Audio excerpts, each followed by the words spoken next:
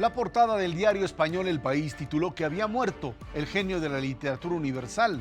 Sin duda, Gabriel García Márquez fue un genio de las letras, pero también un personaje vinculado estrechamente a la política. ¿Qué era García Márquez? Hola, yo soy Esdras Chabot. Y hay que preguntar qué era para entender el porqué de la conmoción universal por su muerte. Una muerte por demás anunciada. ¿Qué debe tener un escritor para que lo quiera tanto la gente? Los escritores suelen ser objeto de admiración de las élites únicamente. Gabriel García Márquez, un fenómeno más allá de las letras y de las nacionalidades. ¿Qué tal? Soy Pablo Iriart y esto es México Confidencial.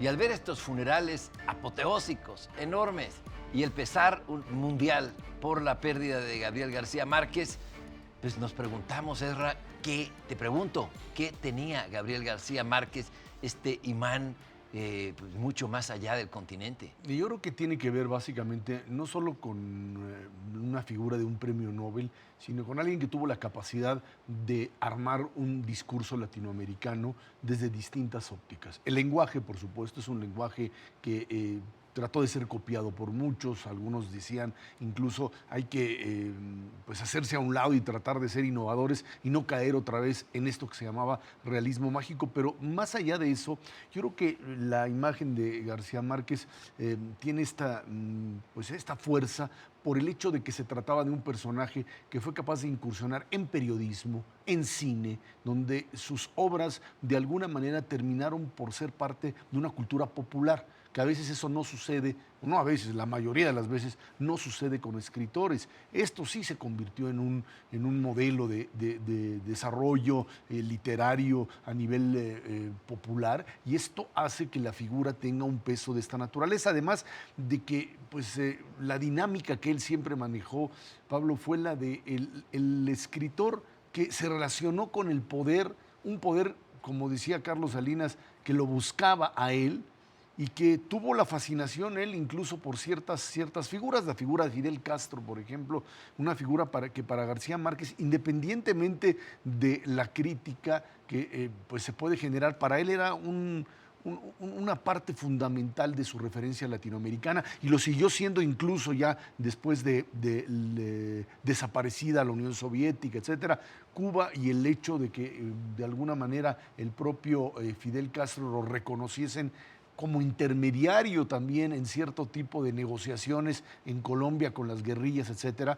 lo volvía un hombre que, además de la literatura, tenía todo lo que alguien podía aspirar, incluso desde el término político, sin ser parte de la política, ¿no? Sí, fíjate que en concordancia con lo que tú dices, yo creo que García Márquez tuvo la virtud de escribir para las élites y para las masas también. O sea, era leído por igual, cosa que es muy difícil de lograr para un escritor. Los tirajes de los libros son ridículos, son muy pequeños, pero García Márquez con tiradas de millones y millones de ejemplares, y creo que todo mundo, o casi todo mundo, se sabe alguna frase de Gabriel García Márquez, y no así de otros de grandes poetas o grandes escritores. No, García Márquez pudo penetrar en esos dos mundos, en el mundo de las élites y en el mundo de los grandes conglomerados sociales.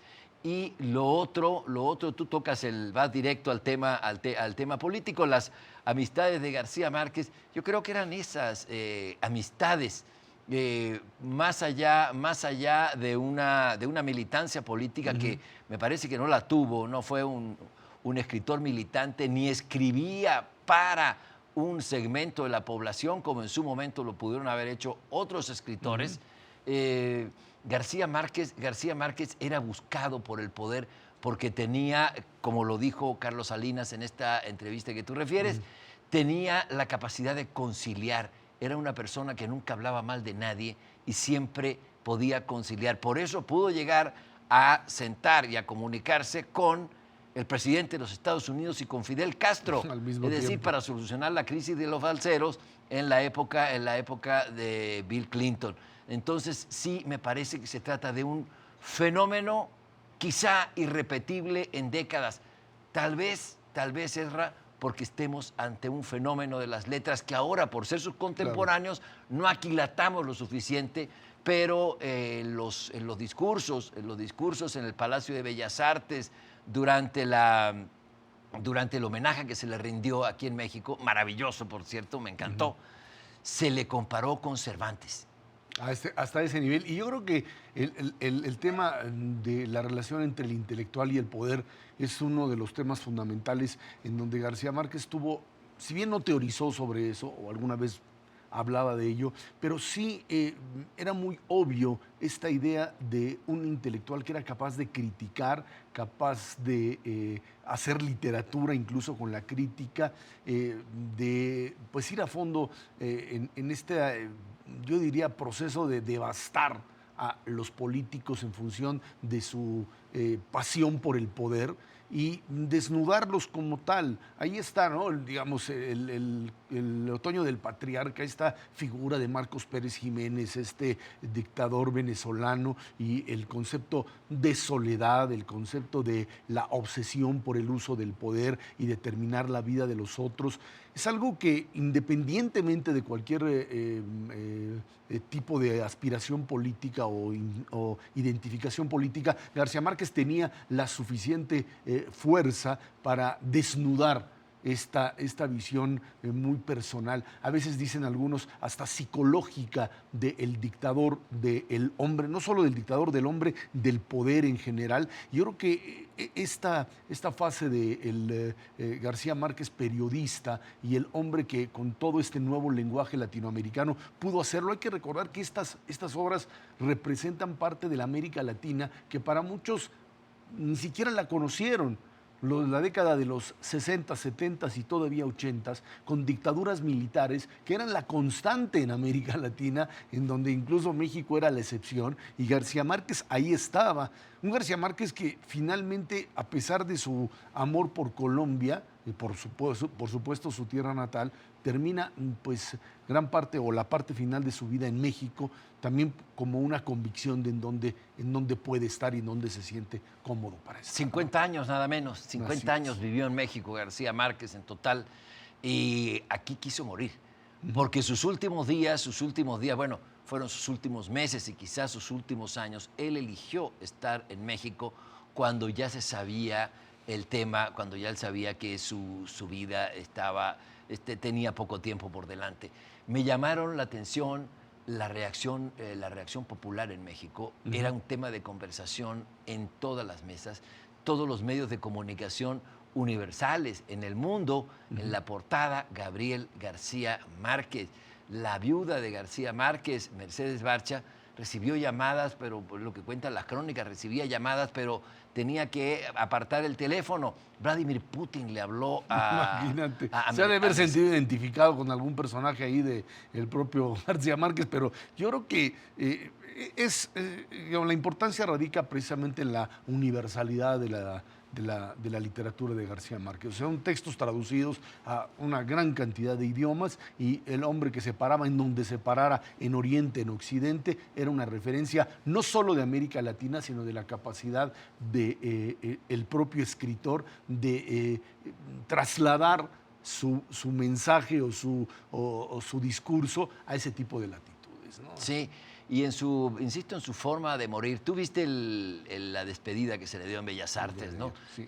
Qué cosa tan breve, sobria y maravillosa a la vez. Me encantó el detalle de las mariposas amarillas, nuestro Palacio de Bellas Artes, por qué México fue la casa de acogida de García Márquez. Creo que cuando estaban ahí bajo los murales de Siqueiros, estas pinturas, realmente entendemos por qué García Márquez enraizó sus pies en esta tierra. Y en un detalle de su muerte, en 100 años de soledad, Úrsula, que es la madre de toda la estirpe, muere en un Jueves Santo, como murió García Márquez. La noche previa a la muerte de Úrsula había una suerte de anillos rojos en el cielo. Tuvimos la luna roja en estos días previos.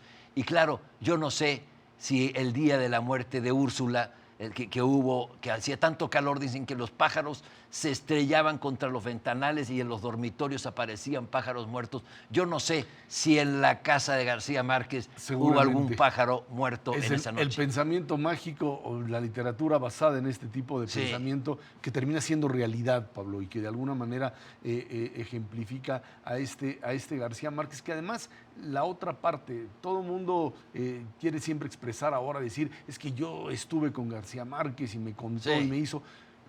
Era un tipo también totalmente informal, digamos. O sea, no era de este tipo de escritores, todavía lo digo en presente, que se ufanaba de su literatura o que rechazaba al resto de sus compañeros, como a veces sucede. Tuvo sus diferencias fuertes, se agarró a golpes con Mario Vargas Llosa en esta ruptura de los actores del LUM por cosas que tienen No fue que ver. por razones literarias. No, para nada, en lo absoluto. Era una discusión sobre mujeres, pero bueno, pues ahí está el hombre real. O sea, un poco también esta idea del propio García Márquez de no mitificarse. No era ningún superdios, no era ningún superhombre, era simple y sencillamente un escritor fuera de serie, capaz de reproducir una realidad, de llevarla a niveles que nadie en un momento determinado podría haber planteado a partir de esta idea del pensamiento mágico y de convertir la realidad latinoamericana en una realidad capaz de ser trasladada a todo el mundo. Lo que él escribía, por lo menos en 100 años de soledad, me parece que es un poema de la vida cotidiana. Es un poema de los hechos de todos los días. Y tenemos ahora a una gran incógnita. ¿Qué tenemos acá en estas cenizas? ¿Qué tenemos esta gran figura universal que ha roto fronteras y ha roto tradiciones? No se recuerdan, por lo menos en las últimas décadas, funerales tan sentidos para un escritor como los que tuvo García Márquez, y me temo que no volverá a haber otros funerales así de grandes, y pienso en Mario Vargas Llosa. Ahí se termina la generación del boom, de este boom latinoamericano que fue fundamental, insisto, para esta América Latina de los 70s, 80s, en donde las dictaduras militares eran la constante y en donde decir lo que hoy se dice sin ningún problema costaba mucho. Y ahí están estos escritores, muchos que giraron de un lado a otro, que cambiaron su forma de pensar, incluso en términos políticos, pero que finalmente todos y cada uno de ellos fueron capaces de denunciar lo que era este modelo dictatorial, que era la constante para América Latina. Pues García Márquez es un fenómeno literario, también un fenómeno humano y un fenómeno de identidad latinoamericana. Ezra, amigos, pues es todo. México Confidencial. Muchas gracias, buenas noches, lo esperamos la próxima semana. 100 años de Macondo sueñan en el aire, y los años de Gabriel trompetas lo anuncian. Encadenado Macondo sueña don José Arcadio, y ante él la vida pasa haciendo remolinos de recuerdos. La tristeza de Aureliano, el 4, la belleza de Remedios, violines, las pasiones de Amaranta, guitarras, el embrujo de Melquiades, oboe. Úrsula, 100 años, ¿dónde está Macondo? Úrsula, 100 años, ¿dónde está Macondo? Eres epopeya del pueblo olvidado, forjado en 100 años de amor esa historia. Eres epopeya del pueblo olvidado, forjado en 100 años de amor esa historia. Me imagino y vuelvo a vivir en mi memoria quemada al sol, mariposas amarillas, Mauricio Babilón.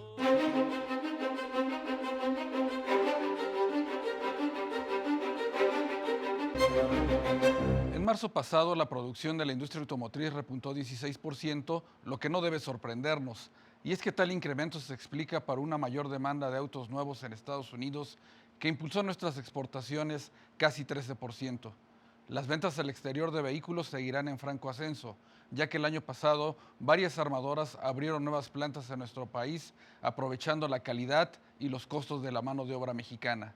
La noticia es que antes de que concluya el primer semestre, una armadora alemana dedicada a fabricar autos de lujo anunciará que traerá otra factoría, lo que confirma que la industria automotriz mexicana pasa por buen momento y sin duda será motor de la economía en 2014.